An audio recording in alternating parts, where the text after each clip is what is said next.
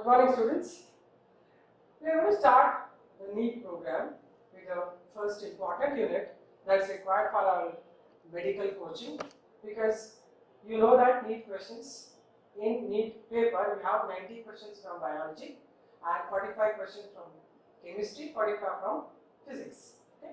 But now when you talk about biology, the concepts are very important for you, and apart from that, each concept or each chapter has its own weightage. So you are not going to talk about the what weightage you had got it in your POC examination or 12th examination or 11th. Now I am going to explain you only about the NEET weightage questions. In NEET previous papers, if you watch, the major weightage was given for only human physiology, right? It was around almost 16 marks were for only human physiology. Then second weightage were for plant physiology. So now I want you to start with human physiology. So then we just brush up what is human physiology.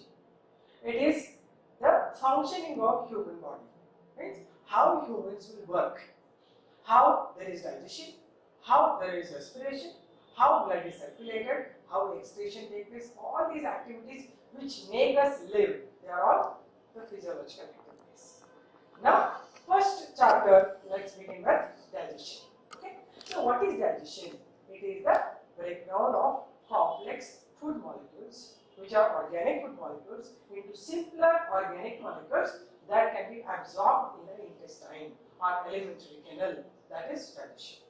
So, in that you need to have proper concept, then only I can get into the details of the questions. So, little introduction I am going to give you about the human digestion. So, we have digestive tract starting from mouth to anus. So, it is divisible. Okay, I'll just give you a small diagram about the human digestive system. So, it begins with the mouth. Okay, and here is the human nasal tract. Here is the mouth cavity. So, I'll write overall the diagram of human digestive system. Okay, now it will continue downwards. Here is the pharynx, and here you have two tubes.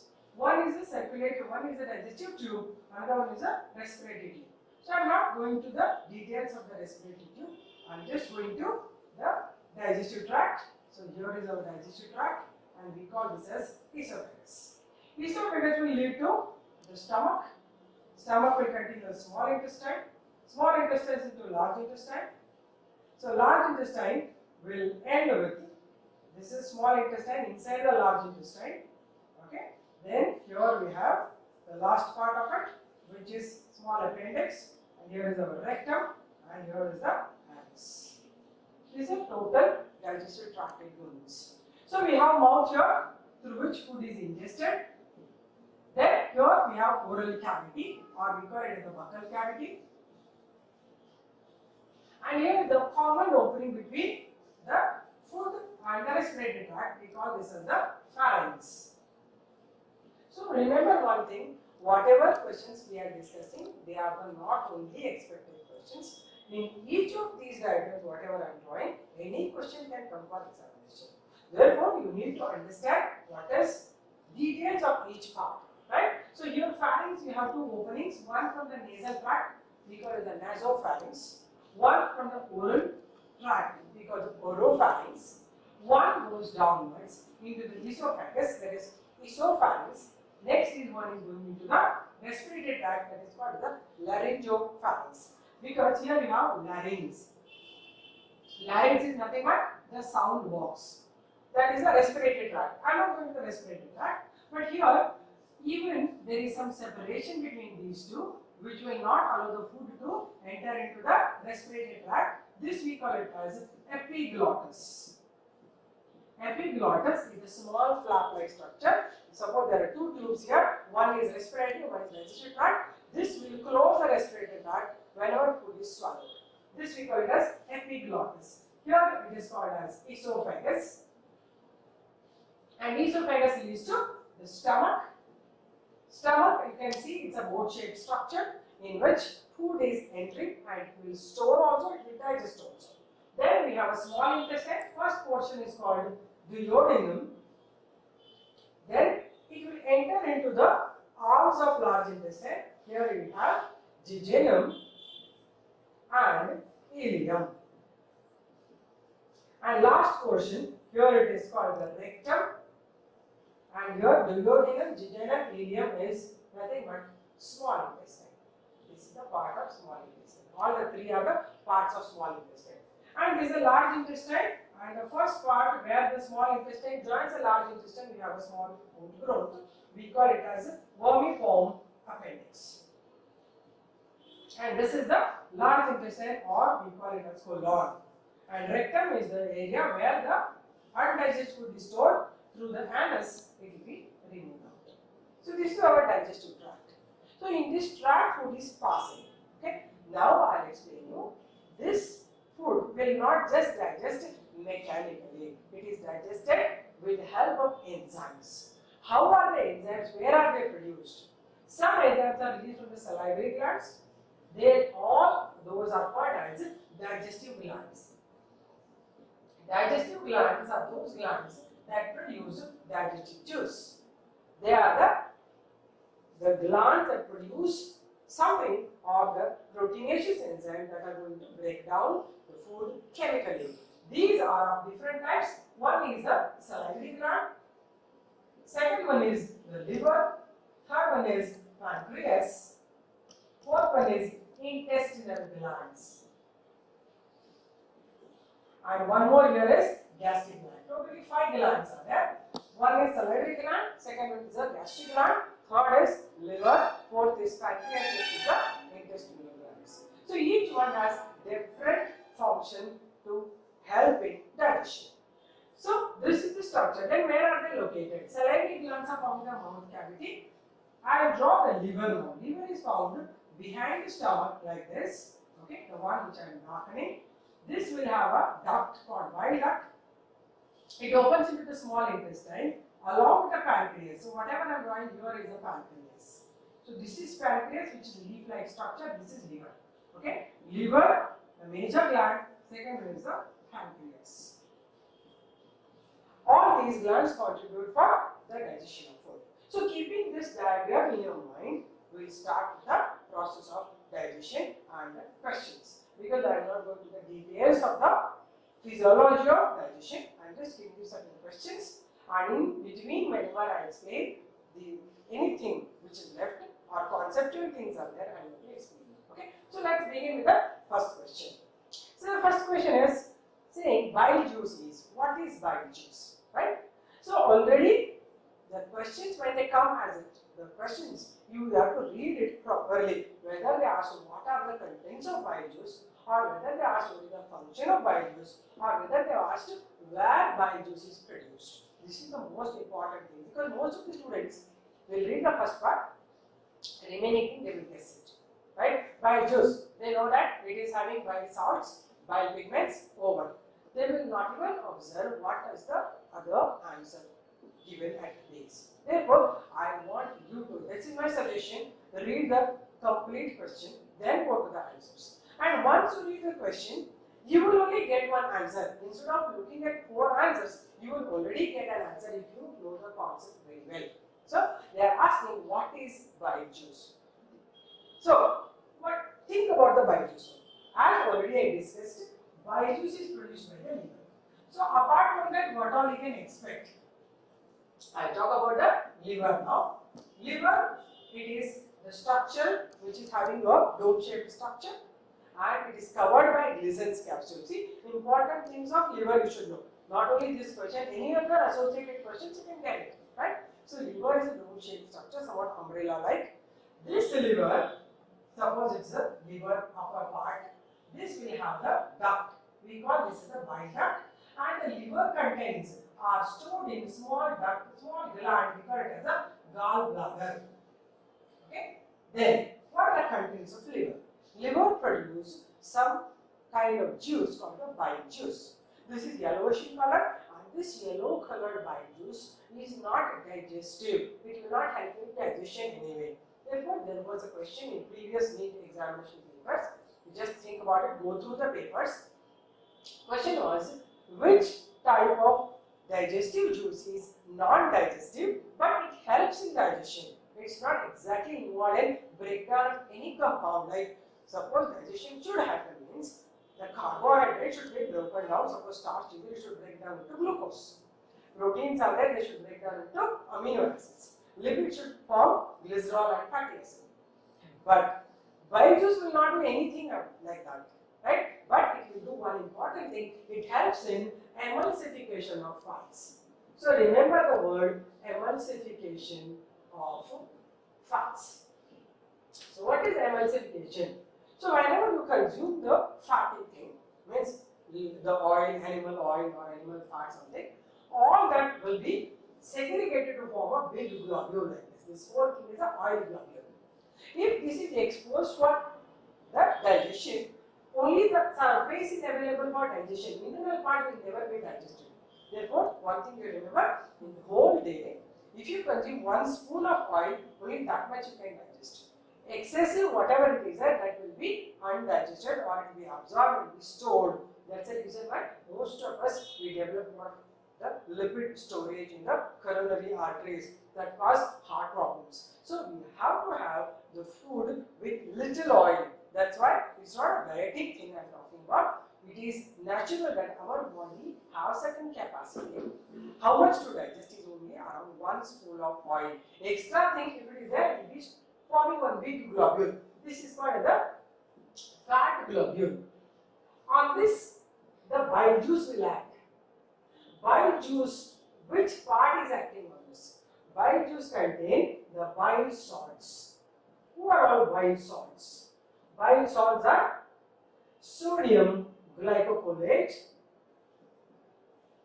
and sodium taurocholate. These are going to act on the large fat globule and breaks it into small fat droplets. These are called the fat micelles. Now, this has more surface area for digestion. When the big globule was there, only surface it used to digest. Now, when it forms small units, then all the parts of the fat are digested. They are easily digested because it is going to break into small units. This process we call it as emulsification of fats. It is in chemistry we call it as the saponification. Means soaps and detergent. If you have learned, you have understood. We take alkali and put oil and there will be formation of soap. Same thing happens in our body also. Whenever oils and fats are there, they are actually broken down for small units. There will be formation of lather. That is the major function of the liver. So this bile juice we do all this. So whatever question I am asking, I am going to explain you all remaining required or the expected questions for this. Okay. So for this question, they have given 4 options. It is a secretory product. Bile is it a secretory product? Second, they are asking, is it an enzymatic product? Is it an excretory product? Or all these are correct? That was the actual question. Now you can identify now because I have already explained the concept. Instead of going to any other options, you can directly write it as a secretory product. For other details, I have given some diagrams. You can go through the diagrams. Right? Bile juice details are given. What is it? How it looks and all. Then next is about the diagram of the liver also is given. Just go through it. And whenever diagram of liver you observe, you can see small gallbladder also.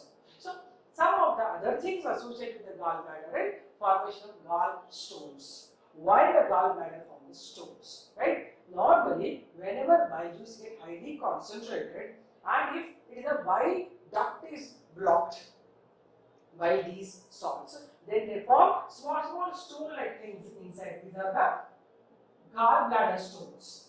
So this is very common in the younger generation because of low intake of water. Means they will not be hydrated. Along with that, they take a lot of fatty diet, and it is normally they are taking the fried item. They are having more of LDL, low density cholesterol, which will absorb and it gets stored. Therefore, they are the ones who are at a risk. So gallbladder stones have to be removed either by breaking them or sometimes they do gallbladder removal through surgery. It's called gallbladder surgery. Therefore, whenever you talk about liver, you should know all these parts. So this is one question. And the other diagram what I have given is the section of the liver. Liver section is given.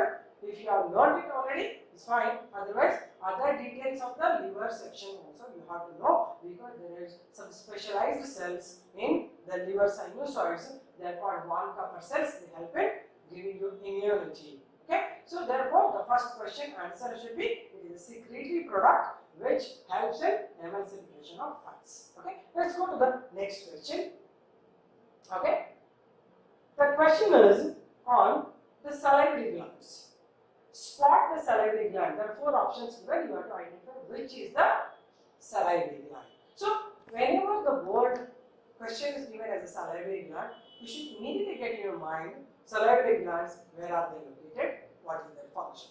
So, before going to the answers, I will give you salivary gland details. So, this diagram you will be knowing. But now, let's go to the salivary glands. So, what are salivary glands and where are they located? Salivary glands. We have 3 types of salivary glands located in the mouth area or the facial area. First one is called as a parotid gland. These are in one pair. Okay. Second one is called as the submaxillary gland. This is also one pair. Last one is sublingual gland. Lingual glands. Okay. So where are they located? Now just shift to the structural details. Right now, when I explained you, it was about the physiological detail because of bile juice I was discussing. Now this is the structural details of salivary gland. So whenever you observe human face, right, you will get these glands. Okay. Here is the ear position. In front of the ear, you get the huge salivary glands in the cheek area. These will open below the tongue like this. These are the parotid glands. One pair on one right side, one on the left side. Big ones, larger parotid glands are found on the right side and the left side. Then second one is submaxillary gland. They are found below the lower jaw. These are the submaxillary gland. They also will open below the tongue. Suppose this is the tongue. Below that they are opening. Then sublingual glands are found below the tongue in the form of small bunches. They all have multiple ducts. They are opening. So that is the reason why whenever you are thinking about the food, whenever you observe the food, when you are really hungry, you produce huge amount of saliva because they are so active, they are very much connected to the neurons, and when really you are hungry, then salivation happens without your notification. That's because you are connected, the sense organs are directly connected to salivary glands. Therefore, saliva production is a kind of action, we call it as reflex action. Means you need not prepare for that. Reflex actions are those reactions of human body not involving the brain, only by the spinal cord they react. Therefore, whenever, although you have seen so many times you are hungry, you are not getting food, somewhere you get the smell also, you start producing saliva. Because these salivary glands are very huge and they are producing some liters of saliva per day. And one thing you should remember, this saliva is released in the lower part of the tongue. Okay? And the saliva contains some enzyme, one enzyme, that is salivary amylase. That is another question. You can expect that question also. Name the enzyme present in saliva. So what the saliva contains is the enzyme salivary amylase. What is the other name for salivary amylase? It is ptyalin. This helps in digestion of starch. So, what is amylase? See, every enzyme has certain names. General names you should know. Amylases are those which digest carbohydrates. Proteases are those which digest proteins. Lipases are those which digest lipids. Nucleases are those which digest nucleic acids. So, we have 4 types of enzymes based on our 4 types of food. Our food also contains carbohydrate, proteins, lipids and nucleic acids. Accordingly, we have 4 enzymes. Here, when I say salivary amylase, it is an enzyme that is going to digest the starch. It begins to digest the starch if, imagine, understand properly, if you keep the food in your mouth for minimum of 2 to 3 seconds at least, or 1 minute. Actually, you should keep the food in your mouth for 1 minute and you have to masticate the food. Most of the time, we are so lazy, we take the food and we just gulp it off. So, salivary amylase has no function, it will be wasted. So, our body will listen to us. After some days, we cannot produce only. Therefore, it is must that you should have the food which is masticable, means you should chew the food properly. If you take something very soft thing, then it has no work in the mouth. Mouth has to start masticating and saliva has to work. Digestion begins in the mouth if food is there in the mouth for minimum 1 minute, because this enzyme has to be produced. If it just passes down, then it will load the stomach and it will load the small intestine, because first digestion is escaped. Therefore, it is all the time you have seen your parents are saying that have the food, chew it properly and eat it, but hardly we are bothered about it. But once you learn biology, you should learn how to be healthy. So this is a must. Salivary amylase has to be produced. So first content of saliva is salivary amylase. Second content is salivary. Normally there will be kind of mucilaginous product is there, that is jelly-like fluid. This is produced by the goblet cells, that is salivary mucin. This helps the food to be more jerky. Food cannot be very dry, you cannot swallow it. Therefore, the mucin will make the food more soft and make it like a ball of pasty thing. That is the salivary mucosa by produced by mucin.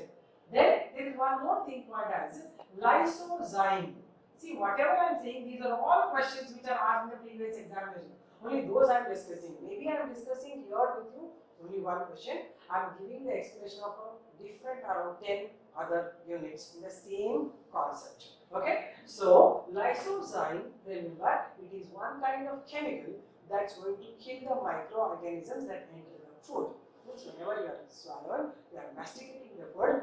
If you really masticate, combine it with saliva, then definitely some of the bacteria and virus would have been killed. Right now you are so much bothered with corona. You can see one thing, anytime you are having the food, once you are doing it anyway cleaning outside, but one cleaning happens in the mouth, because saliva acts as a mouth cleanser, because it kills the microorganisms. So every 1 hour so, 1 hour or some half an hour, you should eat something so that saliva is refreshed. It is produced again and again. It cleans the mouth cavity. Remember, lysozyme is the one which is killing the microorganisms that are entering through the food. So one time immunity starts with the mouth only, if at all you are scientifically having the food, not swallowing it without just mastication. Okay, so these are the types of salivary glands. Now what are the answers? The 4 options I'll read. First option given is sublingual glands. Second is adrenal gland. Third one is Brunner's gland. Then lacrimal glands. So before saying answer, you would have understood sublingual, because I just told you here. Sublingual are the bunch of salivary glands that are found below the tongue, that they are like almost small grape-like things. If you open the mouth and just lift the tongue and observe small dotted grape-like things are there, they are the sublingual glands. Lingua refers to the tongue. They release inside the mouth cavity. Therefore, sublingual gland is the answer. But what about other 3? One given is adrenal. Second option given is adrenal gland. What is adrenal gland? You should know that it is a emergency gland. We call it emergency gland because it prepares our body for emergency situations. It is located on the kidney cortex, right? Wherever there is some emergency situation, the body or this will release adrenaline hormone, which is called the adrenaline rush. When it rushes, then your heart rate will rise, your breathing rate will become high, muscles get activated, you can run, you can do the things faster. That's why we call adrenaline or adrenal gland as an emergency gland. Then Brenner's gland. What is Brenner's gland? Brenner's gland is a kind of intestinal gland in digestion. So in intestine we have 2 types of glands, Brenner's gland and crypts of Lieberkühn. Right? These can also be questions. You can observe 2 years back paper. What is the function of crypts of Lieberkühn? They have asked. So crypts of Lieberkühn are those intestinal glands that produce intestinal juice. Intestinal juice is helping for total overall digestion when the food enters the small intestine's duodenum. They are released in the duodenum. What about Brenner's gland? It is the first intestinal gland that produces intestinal mucosa. See, wherever the food is moving, it's not moving dry. It will be like a jelly form. It will be moving inside the elevator canal like a jelly. Otherwise, it's going to break the walls. Therefore, whether it is a stomach, whether it's a mouth, it will be the intestine. every length there is a release of mucus. So that mucosa is produced by the Brenner's gland. Next comes the lacrimal gland. So you can observe the lacrimal gland diagram. In the future I given one or two diagrams. First diagram showing, see, second diagram is showing lacrimal glands. What are lacrimal glands? These are the tear glands, tears. We produce tears. Normally they are located above the upper eyelid and also near the nasal tract here. Therefore, whenever you are crying, there will be swelling in the upper eyelid and also nasal tract will get swollen up. Therefore, these are released, and another function is the tears also contain the lysozyme enzyme.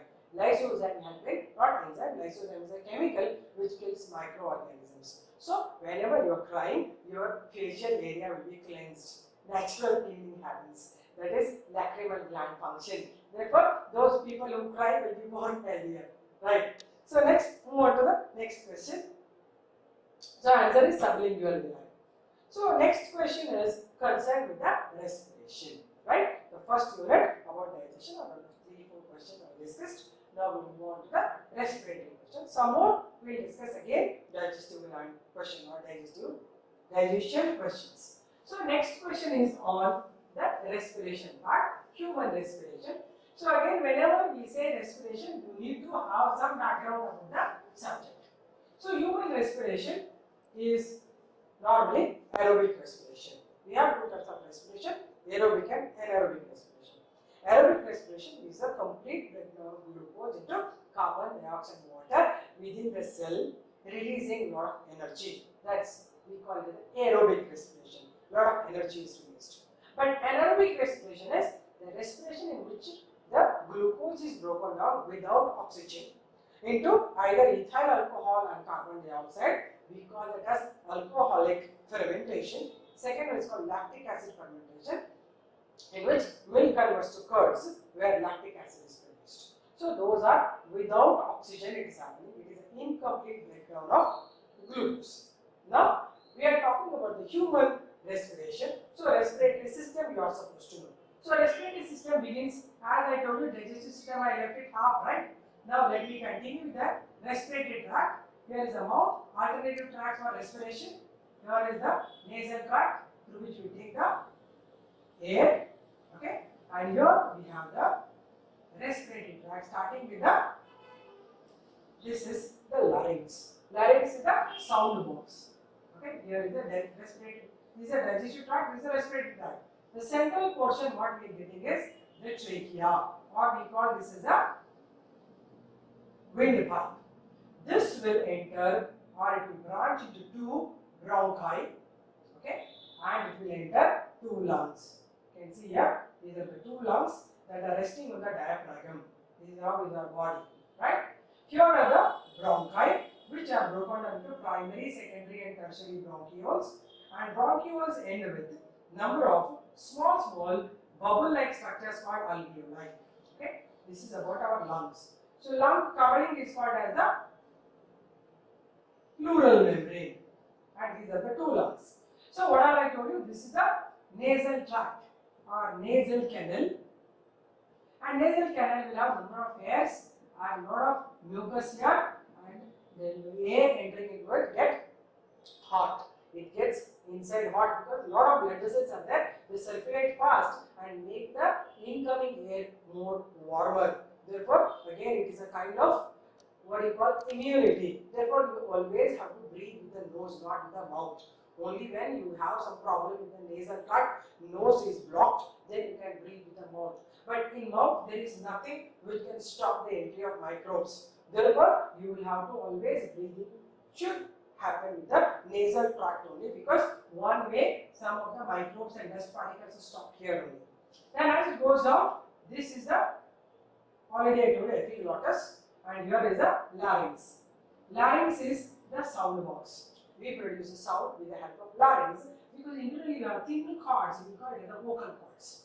Whenever air from the lungs goes out, these will be vibrating, producing certain sound. Normally, men will breathe or produce sound from the chest or from the diaphragm. Their voice will be deeper because they breathe from the chest, but normally from the diaphragm area. Female will breathe from the sternum. In the front of the chest, we have sternal muscles. Therefore, their voice will be more screaming type, right? Men voice is more deeper. Means men means after puberty I am talking about, right? Now coming down, this part we call it as the trachea. Trachea is nothing but a windpipe and it is covered by C-shaped rings. These are the C-shaped rings, but they are opening in the front. So if you observe the side, they almost cover everything like this. But I am observing from the front. So they are, if this is the trachea, they are covering like this. They are opening in the front. This is a C-shaped, what we call it as C-shaped rings, cartilaginous rings. They hold the trachea like this. Why they do so? If suppose the incoming air has no control, then trachea, if they have no cartilaginous rings, it may swell up like this. Like you have seen the buccal cavity enlargement in the frogs. Whenever it takes more air, buccal cavity will enlarge in size.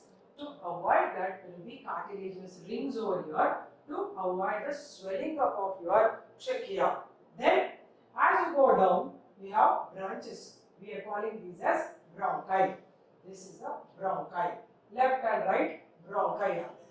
They further are branched into primary, secondary, and tertiary bronchioles. Now, all this is forming the upper respiratory tract. This is called the bronchial tree. The tree-like pattern, branches are formed. This is called the bronchial tree. And these units, what we get, small bubble-like thing, these are the units that exactly involve in respiration. They are called as alveoli. Alveoli are thin sac-like structures in which air is filled. Whenever air is filled, whenever you are inhaling, oxygen will be filled here. Right? Now, how exactly exchange takes place? Suppose I am drawing one alveoli here. This is one alveoli. It is surrounded by blood vessels like this. Okay. So whenever there is oxygen from this area, it will diffuse into the blood vessels. Then from blood vessels, it will go to every cell and transport it. And if you have carbon dioxide from all over the body, the blood vessel release carbon dioxide inside into the alveoli. They produce or release oxygen into the blood vessels and carbon dioxide into the alveoli. From here, the carbon dioxide will diffuse and in exhalation it comes. Right? That's how you breathe. Only for those people who smoke, there will be a lot of carbon dioxide in the alveoli itself. Forget about you are taking the carbon dioxide from all the body parts and you are exhaling. Already in the alveoli there is so much of carbon dioxide deposition, they form carbon tar, due to which there is no exchange happening because this is all filled with carbon dioxide. So oxygen, although it wants to enter, it cannot enter. That's the reason why they are more prone to lung disorders or lung cancer. We call it as bronchial carcinoma. Those who are till now the proven cancer. Why you get cancer? Most of the reasons are not known. But one cancer, you know, 100% you get the lung cancer because of smoking the tobacco, right? Either in the form of cigarette or weed or whatever it is. If you are smoking, it's going to affect your lungs 100%. So that's how you are going to get it. Therefore, keeping them clean is very important. How to keep it clean? Avoid any type of smoky area or avoid smoking also. Right? This is, and also avoid smokers' company, because those who are smoking, their lungs are used to it. Those who are new to that area, they are affected more. Therefore, if in a house the father is smoking, the child will be affected more than the father himself, because he is called as a passive smoker. The baby will be like a passive smoker, it will be inhaling all carbon dioxide and carbon monoxide and nicotine, everything. Therefore, the children are more affected than the person who is smoking himself. Right?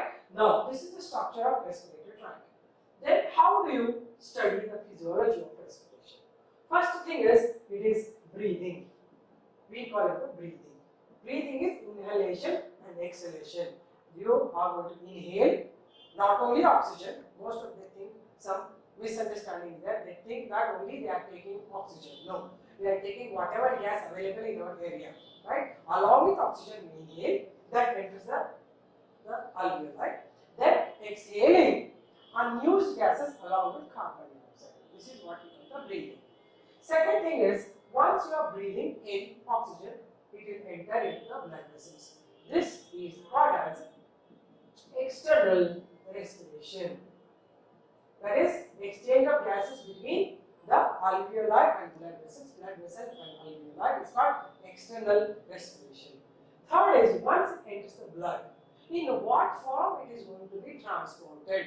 Whether oxygen is transported in the form of gas or in other chemical format, that will be understanding.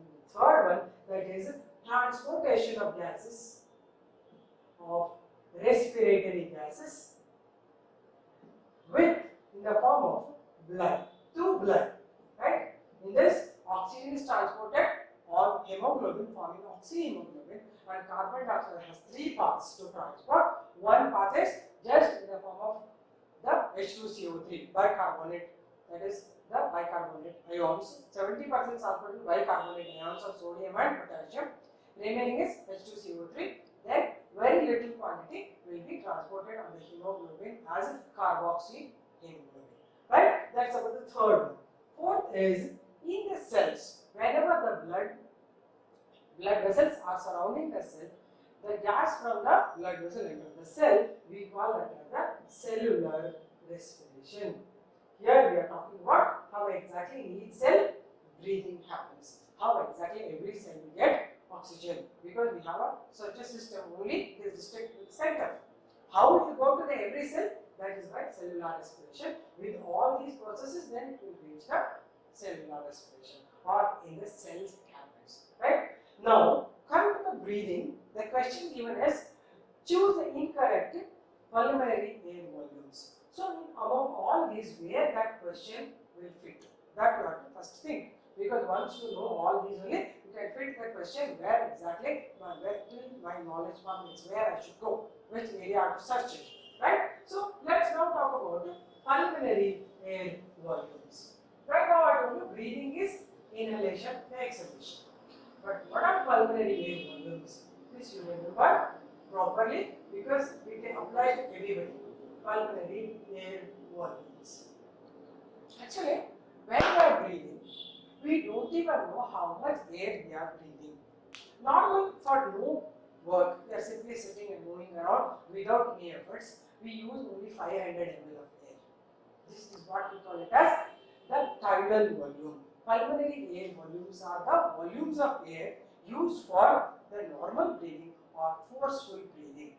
This pulmonary air volume test have to be done for those patients who are suffering from asthma, bronchitis, allergy, or anything concerned with the respiratory tract. So you have to get it tested, then only you come to know how healthy are your lungs. The tests are called as spirometry tests.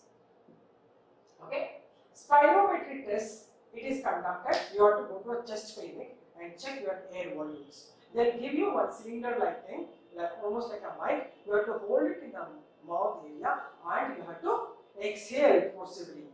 Right? Once you exhale, then all the air what you have taken in, how much you are releasing out, will be noticed on the graph.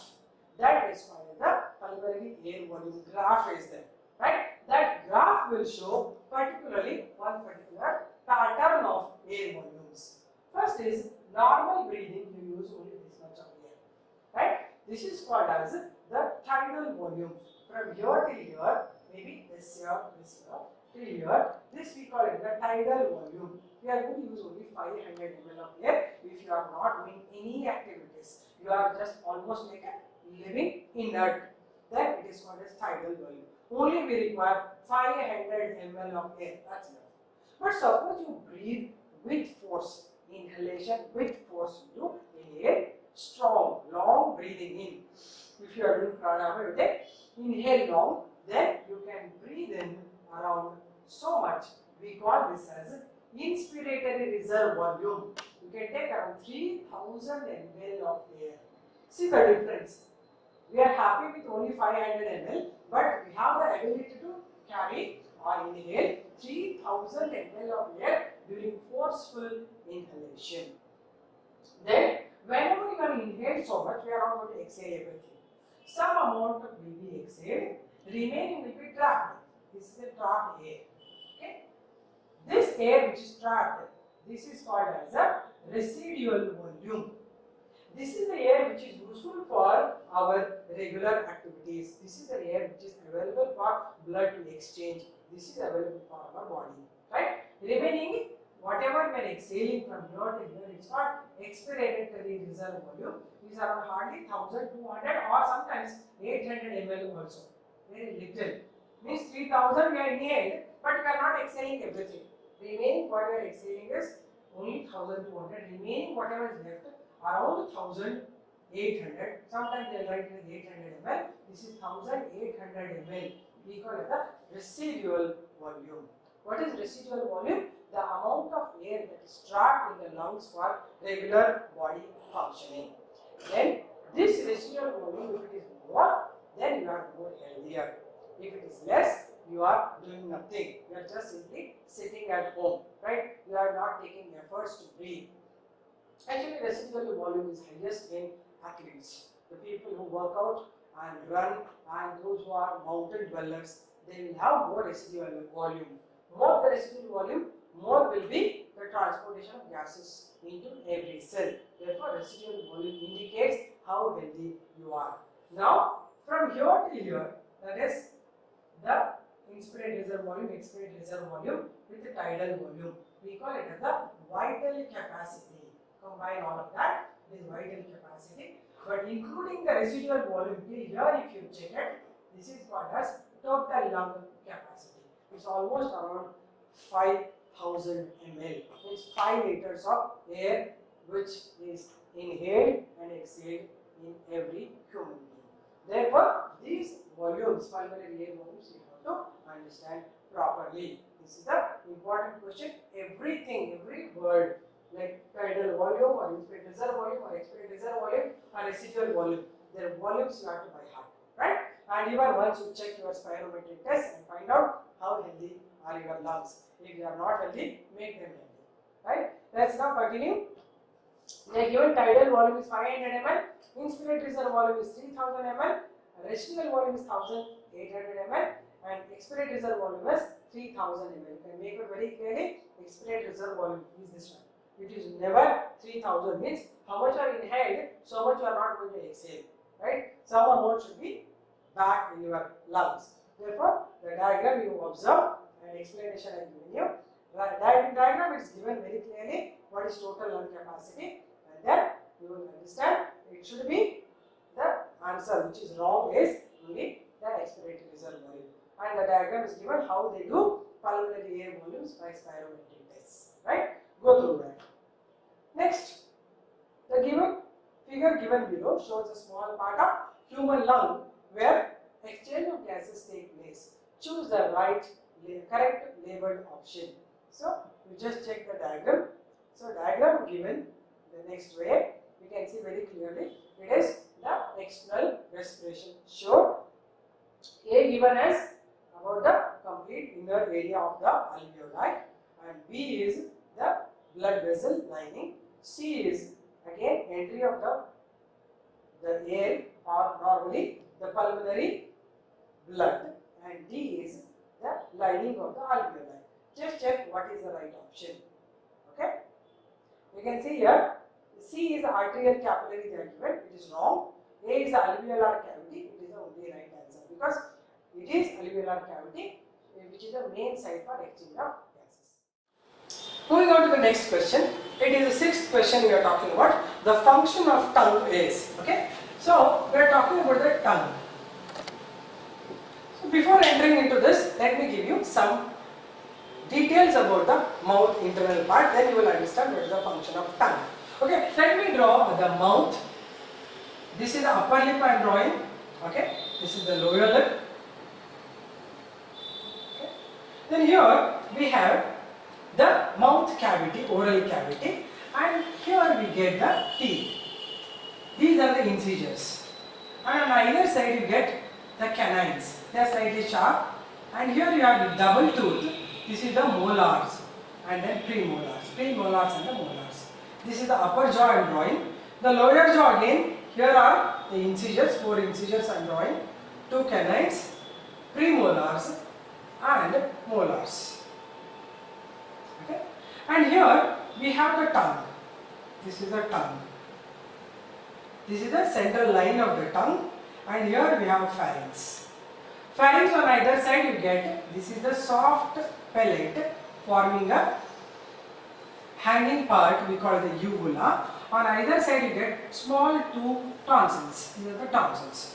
And in upper portion we have some markings like this you would have observed. Once you try to open your mouth and observe, these are the upper palate, hard palate of the skull markings, that the skull markings these are, right? And this is the pharynx, and here we have tongue. On tongue we have got tongue papillae. Tongue papillae are found like this, some in the V-shaped structure, these are the circular papillae.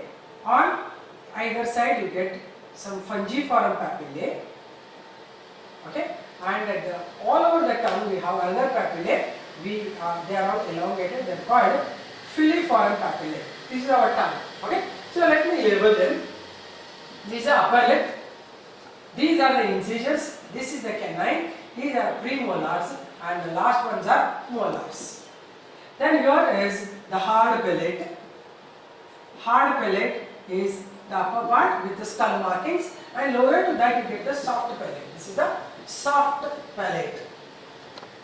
And here you get pharynx, through which food is swallowed, and the hanging part is called uvula. Uvula. And these are the tonsils. This is tongue. This is the lower lip. Okay. These parts one should see them, then you will understand what are the other functions of the other parts here. The part which is upper lip and lower lip, there will be cheeks, right? On either side there is cheeks. Front is upper lip and lower lip. The cavity between these, the cheeks internal area, we call it the vestibule. Vestibule is the area found between the cheeks and the jaws, right? That is called vestibule. But whatever you get in the mouth, this is oral cavity or the buccal cavity. Food is digested in this area where it is open. Then coming to the hard palate, it is the upper skull markings directly are seen. This is the uvula, the hanging portion. These are tonsils which are nothing but a kind of lymph glands. They get swollen up whenever there is any type of infection. If already infection is there, swelling of the tonsils happen. Once the tonsils swell up, it is indication that already infection is there. You have to take care now. You need not to try for any cold thing so that swelling will increase and infections will double. Then comes the tongue part. You can see on the tongue some outgrowths. You can also observe when you clean the tongue properly. You can see small outgrowths. At the end of that, you have circular papillae. We call it as circumvallate papillae. And sides you have small tree-like things. They are called as the fungiform papillae. And all over the tongue, you have tubular structures. They are called filiform papillae. So we have three types of papillae. One is circular papillae called circumvallate papillae. Then second one is called fungiform papillae. Third one is called the filiform papillae. They are elongated. But apart from these are all found in humans. Apart from this, there is one more type of papillae. We call it as foliate papillae. You can write it as the fourth one. Foliate. Foliate papillae refers to leafy papillae, leaf-like structures. These are found in the tongue of sheep and cow. Whenever you observe their tongue, you can see their tongue will be like this. You will get some leafy structures on this. If at all you are very familiar with them, you check it. Right? These are leafy structures. They are called foliate papillae. These help in digestion of or helping in the grass chewing because they eat the raw grass. Right? We don't have them. We have only three types of papillae. But what are the functions of these papillae? They contain taste buds. They help in tasting your food. Right? Therefore, the major function of tongue is to feel the sense of taste. That is because of the presence of taste buds on the tongue. And again, one more thing, if at all person is a smoker, these taste buds get inactive. Therefore, they cannot see the faint tastes like light salt, light bitterness, they cannot identify. So they want everything in a highly concentrated form because these taste buds get burnt in those people who are smokers. Right? Therefore, keep them alive again, avoiding all this. Right? This is about the tongue. What are the functions of tongue? First is it helps in tasting. Second is it helps to mix the food along with saliva, because saliva is produced below the tongue by the salivary glands. 3 types of salivary glands already we discussed. This saliva has to be mixed with, should mix with the food. For mixing, actually tongue is a muscular organ. It will help in twisting the food along with saliva to mix it up. So second function is mixing the food along with saliva. Third function is it helps in swallowing. Imagine whenever the food you are taken in, if you want to swallow, imagine without the tongue, you can't swallow it unless it's water. That time tongue has to press against the pharynx, this has to move up, press against the pharynx and food will get inside. Therefore, third function is for the swallowing. We call for swallowing of the food as deglutition. Deglutition is nothing but deglutition. Okay, this is nothing but the swallowing of food, that is again by tongue. Then what is the fourth important function? The important function of tongue is helping in the speech. Without tongue you cannot expect to speak. Only you can produce sound because there is a sound box in the area of respiratory tract, but without tongue you cannot speak, you can't make words, you cannot make sentences, nothing happens. So 4 important functions of tongue. One is tasting the food, second one is helping in mixing of the food with saliva, third is swallowing of food, fourth one is tasting the help in speech, talking. Okay, next we talk about the next part. They have given here question, help in swallowing of the food, first option. Second one, help in mixing of saliva with food. Next is help in speaking, all the above. Now you can know what is the answer. So that's why once I explain the story, then answering is a simple thing. So it is all these it helps in. Okay, so let's now move to the next question. Okay, that's about the stomach. Again I am talking about something, stomach. So what is the stomach parts? What are the parts of stomach and how it will help? Okay. In the same diagram, before that I would like to give you about the dental formulae. Right? Dental formula is nothing but the number and types of teeth in humans. Right? As we already I showed you the diagram. The dental formula also given here. I given a diagram. Dental formula is number of teeth and the types of teeth in humans. There are, normally you know that humans, if you want to describe dentition in humans, okay, if at all you are going to the dental MBBS, that time you will have to study this in detail, but anyway I will give you now dentition. How to describe human dentition? First one, humans are said to be thecodonts, means this is the condition in which the human teeth are located deep inside the bony jaw socket of the skull. Means they are not externally present. You cannot take them out just like that. They are found inside the deep bony jaw sockets. They are connected to neurons and they are connected to blood vessels. They are deeply rooted. Therefore, we call it as the thecodont character in humans. Second name for human dentition, they are called heterodonts. Heterodonts refers to the condition in which different types of teeth are found in each jaw set. Like we have incisors. Incisors are found in the front. Just now I had drawn a diagram and showed you. They are in the front. 4 of them are found. They help in biting the food. Second is canines. These are sharp teeth found on either side. 2 will be there. They help in tearing. Actually, in those animals, they are the carnivores. Carnivores means they have to hunt the animal and they eat the food. That time, in those organisms, canines are very long. Therefore, they help in tearing the raw meat. In humans, as the evolution happened, human canines are reduced in size. This indicates that we are converting from carnivorous habitat to the herbivorous habitat. Means our body is adjusted, our mouth and our alimentary canal is adjusted for vegetarian food. Therefore, we have small canines. Canines are reduced in size. Then third one is about premolar, next is molars. Both of these are helping for grinding the food. So therefore, although teeth look white, they have different functions and different shape. These are the heterodont characters. Third is humans are called diphyodonts. Diphyodonts, it is what you are going to by heart. Diphyodonts refer to humans develop two sets of teeth in their lifetime. First set is called milk teeth, which is produced in the very early age. Then it is the permanent tooth. Permanent teeth.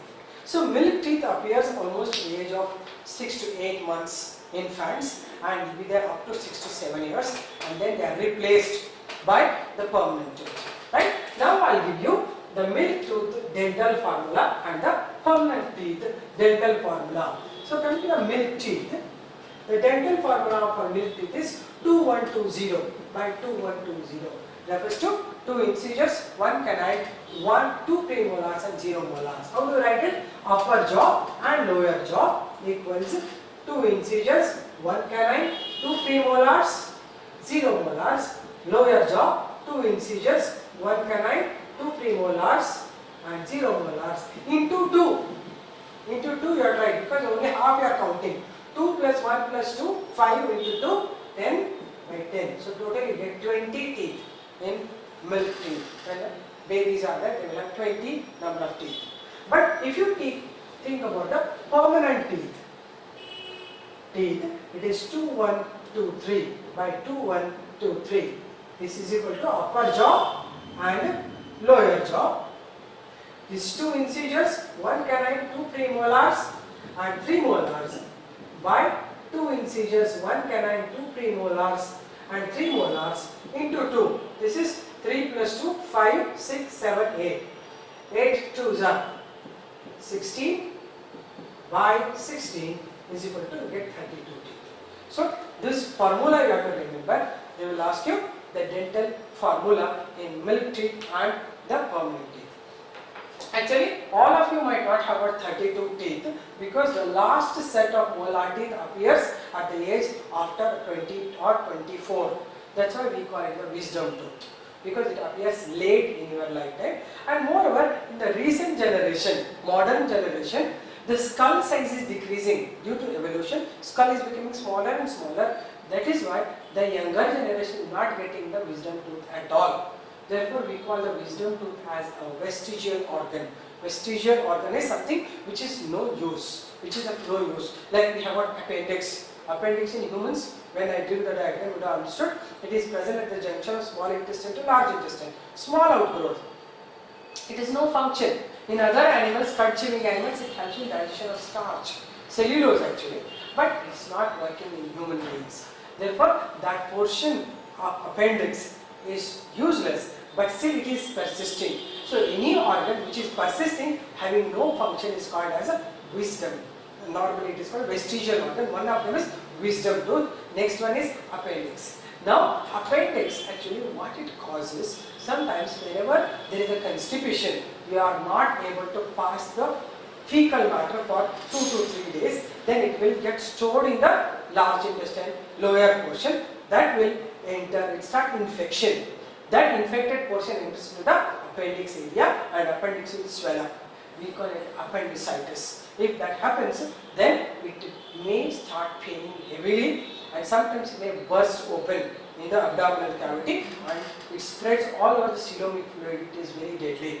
Therefore, remember, any smaller to smaller things in our body, if they go wrong, they are going to have major trouble. Therefore, although appendix is having no function, it can cause so many bad effects also. If at all your food habits are not proper, if you are not consuming anything fibers in your food, definitely it is going to have a constipation. Constipation is going to lead to the appendicitis, or it is going to lead to piles, or leading to fistula. All these are the major problems associated with constipation. So whenever you talk about digestive system, just don't read and forget it. Improve your food habits, improve your health also.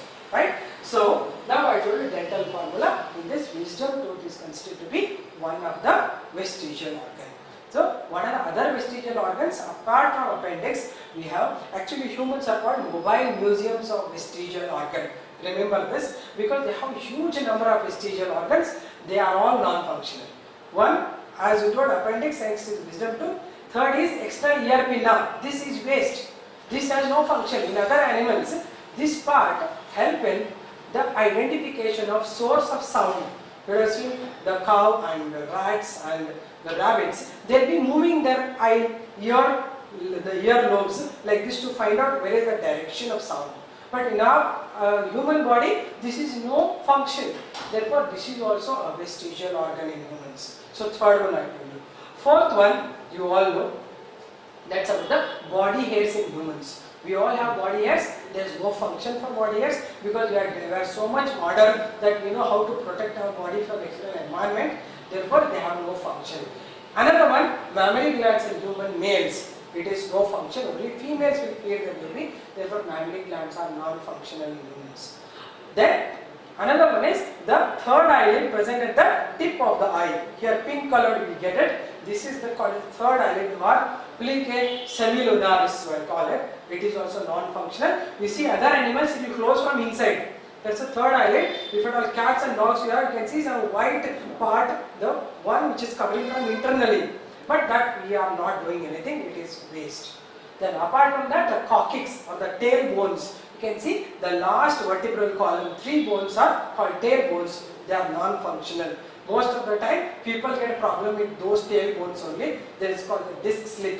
Happens because if at all you sit in an awkward position, these discs they are not directly functioning anyway. They just slip. They are slightly outside the human major portion. Therefore, they slip. They move away. That time again, there will be a huge pain for them. Therefore, disc slip happens because of these tail bones only.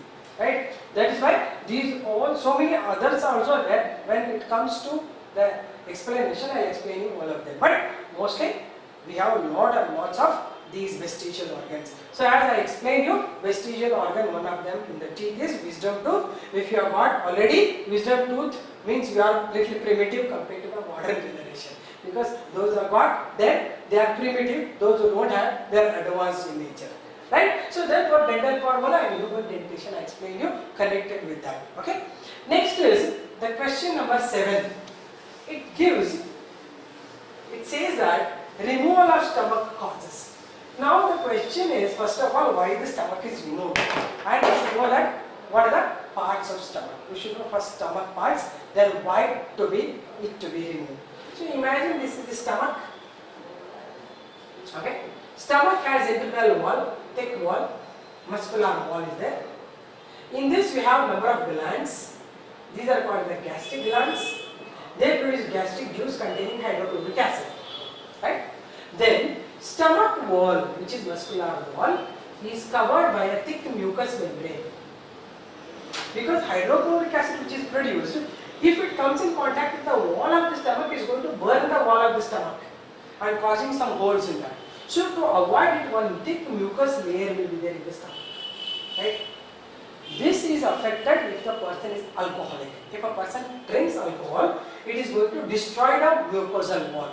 Therefore, the people who have alcohol, they will have openings happening in the stomach. That's called stomach ulcers, peptic ulcers. That has to be operated. That's what I am giving you. Removal of stomach. Sometimes if there are a lot of openings happen, they cut this portion and remove it. This is happening if at all they have the holes or some ulcers are formed. Apart from that, some people who are having acidity, hyperacidity, they also will develop stomach ulcers because that will be more than required. The hyperacidity is one major problem happening in modern generation. Right? The reason is hyperacidity is another disorder, you remember. This also I will explain you along with this. Hyperacidity. It is production of hydrochloric acid more than required. Required is very little. Right? Whenever food enters, your stomach should produce hydrochloric acid. But sometimes what happens, we are so modified that we are not falling in the natural sequences. Right? Acid will be produced when you are giving long gap between food. Right? You are having morning one food and giving 6 to 10 hours gap. Again you are having food. Such a big gap, what the stomach should do? It will start producing hydrochloric acid. This hydrochloric acid start burning the wall. This causes the stomach ulcers or mouth ulcers. So major hyperacidity is because of the large gap between 2 meals. Second is having the food which is more of spicy, means that will stimulate the production of hydrochloric acid, means more of chilies and all, it will produce more acid. Then having more beverages, coffee and tea will also burn the stomach. So hyperacidity is caused by so many things. That time stomach wall might be having some opening. That time the surgery is done where they cut open some part of the stomach and make it smaller. So what will happen then? If that much happens, then food will fall very early to the next portion because stomach is very small. So whatever you are eating immediately it's going to the small intestine. Then you will have vomiting sensation, diarrhea, all that will start. But this is a side effect. If it is left like that without cutting this, it is going to affect more by burning the stomach wall. Therefore nowadays they are doing the stomach surgery they are doing. And one more new thing is, it is one kind of the beautification also. So many people want to become thin, right? Although they are eating well, they want to be thin. That time they cut open the stomach, make it small, so that whatever they ate, it's just going to be removed through excretion, it's through the fecal matter. Therefore, that is also one way of surgically removing the stomach, right? Anyway, this is one. And another thing associated with the stomach is, whenever stomach is empty, that time stomach will become very small like this. If it is small stomach, then all the stomach wall, it will form some folds like this. Whenever stomach is empty, you are hungry, no food. These are called as gastric rugae. Gastric rugae are the inner foldings of the stomach. They'll be forming one nice fold and become small stomach when you are totally hungry. So now what happens when they are forming folds? These folds start rubbing against each other because they are one above the other. Once they rub on each other, they produce one hunger sound. You all have felt it, that hunger sound is especially because of this. Some kind of gurgle sound will happen, then you start eating. You feel that I want to eat now somehow, something I have to eat. Otherwise, these are going to rub on each other and break the wall. That happens. Therefore, you should not give a big gap between food. Before that sound comes, you should eat. Whenever you feel sense of hunger, you should eat some or other thing. If nothing is available, drink lots of water so that you get stretched and full here there is water at least. So you don't allow them to come in contact with each other, they will rub each other, causing a lot of damage. So don't allow them, because once you know science only, you can live healthily, right? Otherwise, this kind of things, I see a lot of new people, they do dieting and all, so long gap, then with that gap all acidity is produced, and whenever they are having food, they eat which is not real food, right? After that, if you are continuously adding some proteins to the stomach, it is digested. If you are eating only rice, no rice is digested in the stomach, right? You should know that in stomach only protein digesting enzymes, pepsin and renin are produced. They are not going to digest any carbohydrate. Therefore, balanced diet is very important. So, we can see 7th question saying that answers are removal of stomach causes. First one, dumping syndrome help in mixing saliva with the food. Second one, Turner syndrome. Third one, emphysema. None of these. Just now I told you, food will be dumped. If at all stomach is removed, and that it is dumping of food. So whatever saliva it has, it will dump inside this and just move like this, right? Due to which they have a lot of problems like vomiting sensation, diarrhea and other issues. Therefore, you will have to know that answer should be first one, right? Others you know already what are the other answers, right? So this question answer is number 1, dumping syndrome. Okay? Then let us end the unit here. Let us continue some more concepts and new questions in the next unit. Okay? See you then. Bye.